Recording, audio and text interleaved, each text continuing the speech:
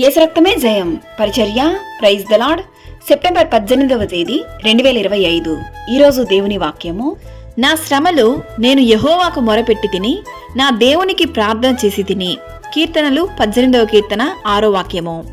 అవును క్రీస్తునందు ప్రియులారా, యెహోవాకు నేను మొరపెట్టగా ఆయన నా శత్రువుల చేతిలో నుండి నన్ను రక్షించును. కష్టకాలమందు వారు యెహోవాకు మొరపెట్టిరి, ఆయన వారి ఆపదలలో నుండి వారిని విడిపించెను.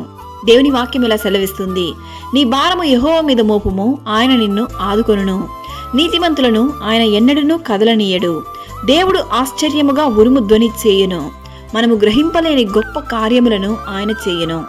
యెహోవా నా ఆశ్రయము, నా కేడము, నా హృదయము, ఆయన యందు నమ్మిక ఉంచెను గనుక నాకు సహాయము కలిగెను.